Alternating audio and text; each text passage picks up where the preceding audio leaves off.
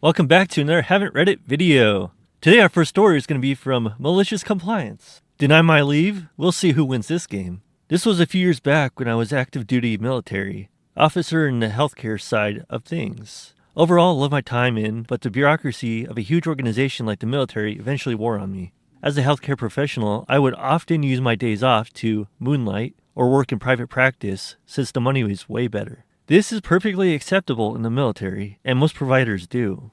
There are some hoops you have to jump through, but most commanders are fine with it. They often do it themselves. Unfortunately, people come and go, and we end up with a first sergeant that liked to stick it to the officers whenever he could. So there was a time that I submitted leave for a day. I was supposed to work in private practice, and he denied the day off on a technicality. I don't remember what it was. Maybe I submitted a day late or something like that. I wasn't going to let this stop me, though. I quickly reviewed our sick call policy and made sure to download a copy of it. Officers were treated with quite a bit of leniency, and there was no requirement to report to work or submit a doctor's note unless you were out for 3 days or more. This was what the policy stated. Also important is that this was the experience of every other officer in the unit. No one did anything more than call in sick if they were to miss a day. So the day that I requested off rolls around and I unfortunately developed the sniffles and call in sick. First sergeant is not happy and he tells me to report to sick call and submit a doctor's note. I told him, sure, just show me the policy that says I have to do that. We went back and forth on this all morning while I was working at the private practice. He kept reiterating that I needed a note. I kept telling him that I feel he's unfairly targeting me in a way that other officers have not been. He finally came back with the commander says you need a doctor's note, so you need one. This was not something I could argue with, at least not in the moment. In the military, if the commander says to do something, you pretty much have to do it. Cue malicious compliance. Due to a weird quirk, my private practice office and house is an hour from the base I work at. There is, however, a base in the town where I live too.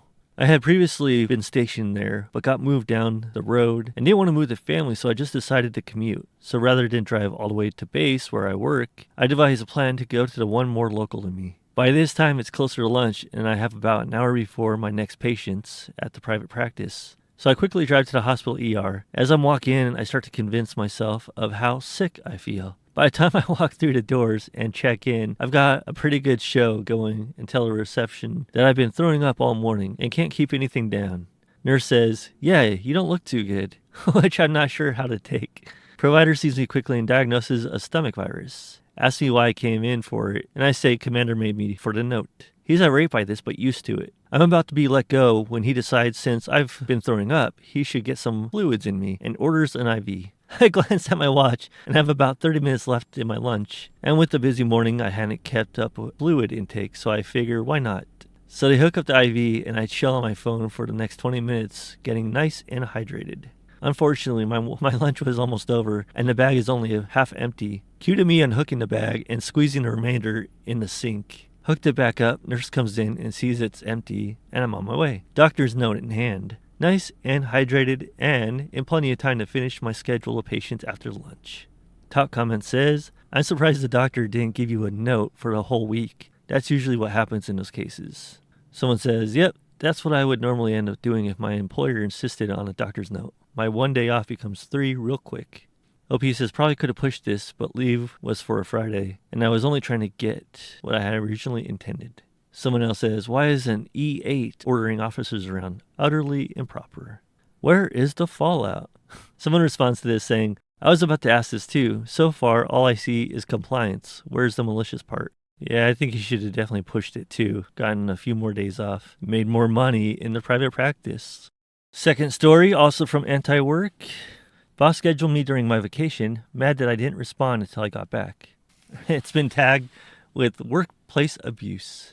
Okay, so the story was actually from a retail job that I had a few years ago, but I thought you guys would love to hear how shitty my boss was.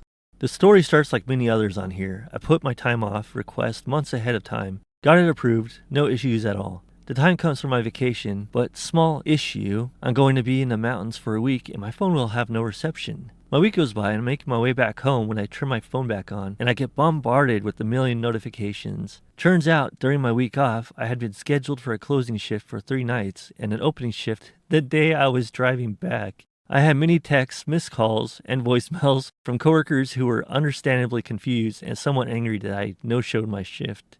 I also had texts from my boss asking me why I didn't show up for my shifts and that we would need a talk regarding my future at the company. I don't understand why this person didn't tell their coworkers that they're on vacation. But anyway, I spent the next 2 hours on a very heated call with my boss explaining what happened. She tried to insist that it was my fault at first, but our scheduling app had all the documentation proving I had an approved time off request from her. She then tried coming up with excuses that she didn't see my unavailability when she scheduled our shifts that week, or that the app mistakenly put me on for shifts that week instead of the next week. Yep, blaming the app. My only regret was not quitting then and there. I continued to work for that place for an entire year after that incident. And yes, there were more incidents like this that happened to myself and my coworkers. I still don't know how she never got fired in my time working there. Because it doesn't affect people actually getting the work done, so upper management doesn't give a shit. Edit. Friend of comments, it seems many of you have similar experiences. It baffles me that some people can't grasp the most essential and necessary part of the manager's job being to schedule people. If they approve your time off, then try to take it back. That's not how it works. You said yes. You can't just unsay yes unless you ask politely and offer additional compensation.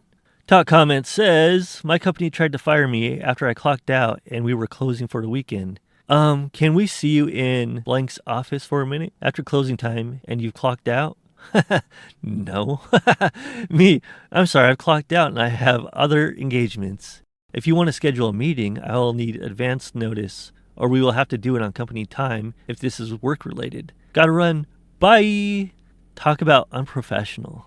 Someone responds, I had multiple coworkers get fired at the end of their work week when the director knew that they were going to be fired a week beforehand. He would wait to fire them until he had somebody else lined up for the position, which I guess is fine because it helped us not be so short-staffed for so long. Except when he knew they were going to be fired, he would dump extra responsibilities on them. He would get them to work 2 times harder than usual and then fire them at the end of the week. It always made my skin crawl. I started telling people as soon as I knew he had their walking papers. He never did figure out what was happening. He just assumed that they knew they were on the chopping block and decided to leave on their own. I still hate him, and I haven't worked there in over a year. That is wild.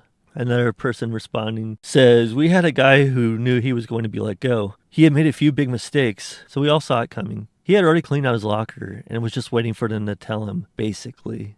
Well, one day he gets a call asking if he could come in an hour early for a meeting. We worked second shift and started at 3 p.m., right when all the big bosses wanted to go home. He knew this. So he's like, no, sorry, I have a prior engagement before work.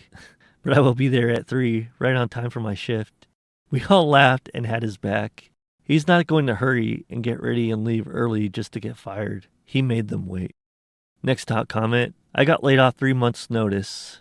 And on my last day, my boss sent me an IM asking if I could come in for a different shift on Monday. My excitement didn't last long when she said she meant to send it to someone else. Someone says, OP says, that's foul. I'd shit on her car if they pulled that shit on me. That is funny. Next top comment says, it's your fault I'm so incompetent. Someone says, that sounds like my boss.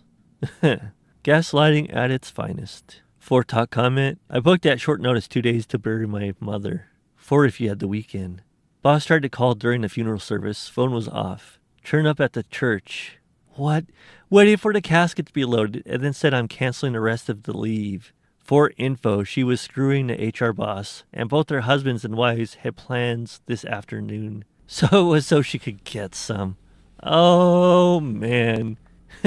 Someone says, you need to write your own post for this. That's top tier awful. I'm so sorry. Oh, that is gross, man. 5th top comment. Last century, my boss helped me avoid a write-up for not responding to her boss's emails to me. I was on my honeymoon, and the out-of-office message I sent was ignored by him every time. Of course. Next story is from Anti-Work. Boss threatened to fire me for leaving work because my fiancé was in the ER. As the title says, my boss calls me into the office this morning and starts laying into me about how we aren't making profit, and I just can't be leaving work whenever I want. I told him, well, hate to burst your bubble, but family comes first, before your company. He just looked at me and said, the next time I do it, I'm fired. Heads are rolling next time it happens. So safe to say I'm looking for new work, and I will be providing my 2 weeks notice. This is the way. If you treat people like an asshole, they will treat you the same. Someone responds saying, yes, this is perfection because, number one, no rage quitting. If they fire you, they have to pay unemployment. So don't say, you can't fire me, I quit. Because that is saying, I don't want the money you're about to give me. Number two, get a new job before you leave your old job. Unemployed people are less interesting to companies looking to hire. Number three, instead of no notice, you can show up to work there and then leave for your new job. Do it every day until he fires you. Then laugh and say, I wondered if you really would do it. Thanks, man. I'm tired of you. Next story. I trained my boss and now she's letting me go. I've worked at this very small startup for the past 3 years. It only had about 3 employees and my boss. I sit directly in front of my boss and she became like an older sister. Nope. All that's terrible. I automated a lot of my responsibilities over time and now the work is pretty simple. I just key in different variables every now and then and my task is complete. Over the past year, my boss had been asking me questions about how I did that, and she wanted to learn to do it herself. No, man, no. You don't tell people you've automated your job. You play Minesweeper flags or something. You look busy. We were so friendly. I didn't think much of it, and gladly taught her everything I knew. She sat me down this morning and told me she needed to let me go to cut down on costs and that she would be absorbing my role. She did ask if I'd be willing to do a once-a-year consulting gig at the end of each year to double-check her work. I didn't know what to say. She said it very gently and nicely, so I matched her energy, but now I feel like an idiot and am out of a job. That is unfortunate, but a lesson some people have to learn the hard way, unfortunately. Top comment says, fuck that and fuck helping them automate your job. Hope you learn a valuable lesson, OP. Yep. Like in the previous video, make sure people can't use your automations. You password protect that shit. You keep it like tied to another external source and you restrict that external source access once you quit. The next top comment says, very sorry, but what have you learned? Oh man. Someone responds saying, never ever trust your boss. They may be friendly, but when the time comes to pick a side, it won't be yours. That is true. Someone else says, that most startups fail at some point, so joining one carries a certain risk of losing that job because they run out of money. Next comment says, don't ever let anyone know about automations. Someone responds, automate everything you possibly can in your job. Never tell anyone and pretend everything still takes hours or days to do. Use the extra time to network, secure a promotion, or outright find a better job. Someone else responds saying, yeah, I don't know what OP was expecting. Someone responds, what I was thinking, consulting once a year for what you were paid per year. Sure. If not, then walk away and block them everywhere.